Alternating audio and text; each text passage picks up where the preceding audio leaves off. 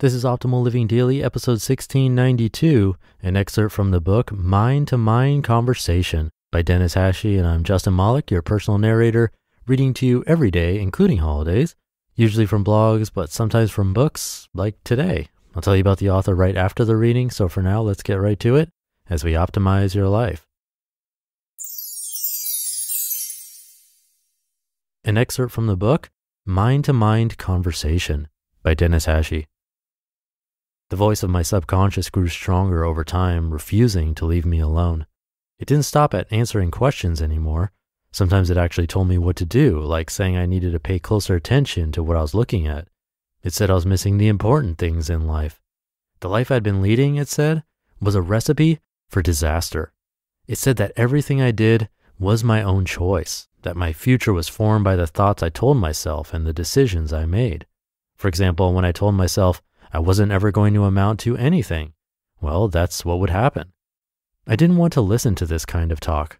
Life was what it was, I figured. I hadn't been born lucky and I wouldn't be able to change a thing about it just by thinking differently. But my subconscious disagreed. It insisted that my subconscious mind was more powerful than I thought.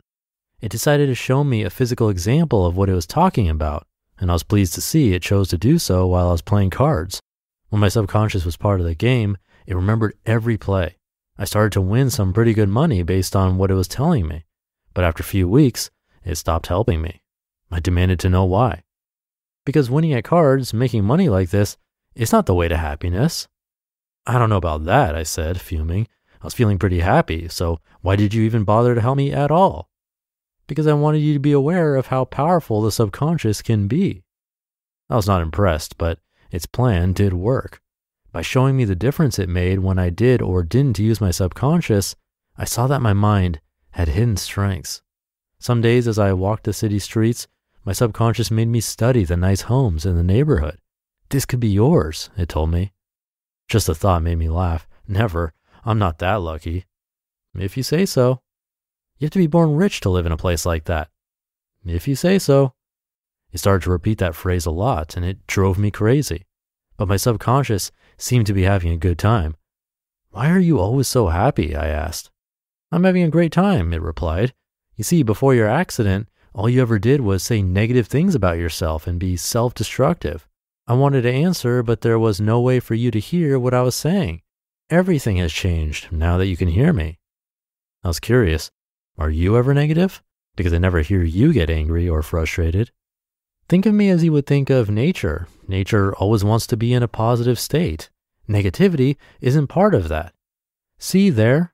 I looked where he was indicating. Yeah, so? That tree is growing out of a rock.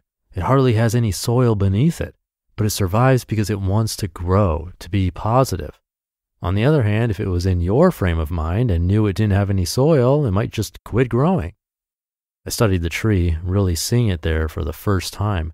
It really was amazing seeing how it had clung to life despite the lack of soil.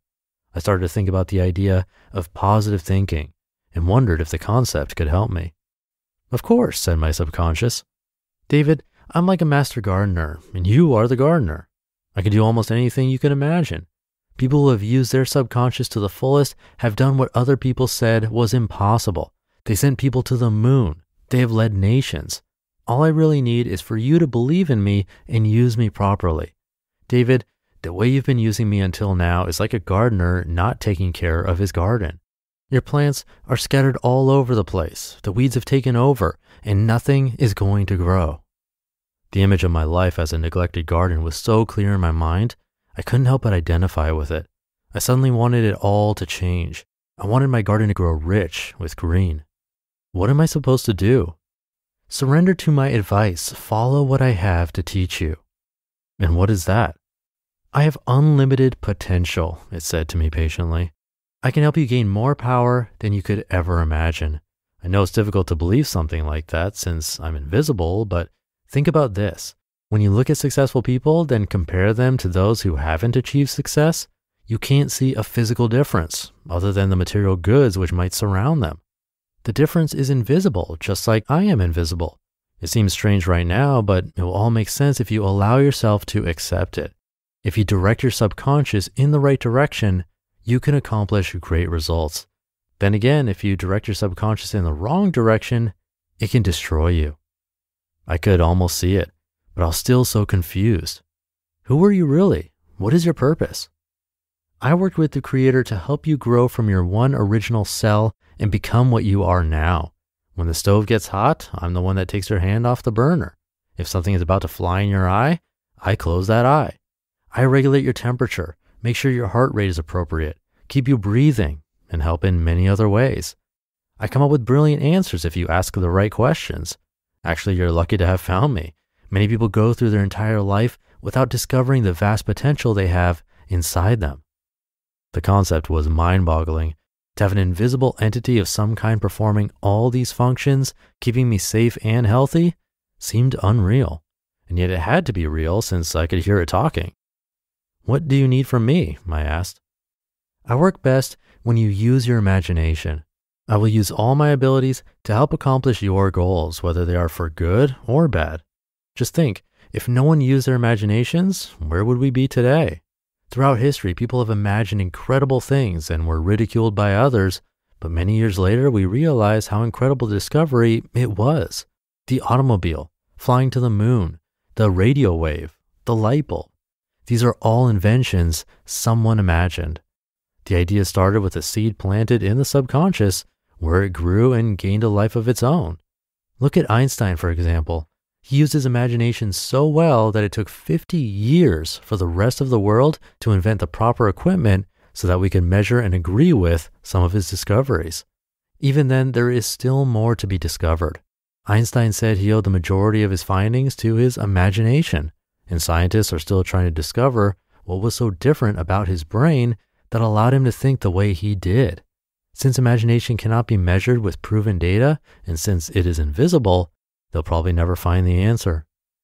It seems strange to say this, but after a few weeks, I started really getting along with my subconscious. Our relationship was similar to how a dog always wants to serve its owner, with my subconscious helping me even when I didn't always pay attention to it. Even so, it took me a while to get used to having my subconscious as such an outspoken part of my life.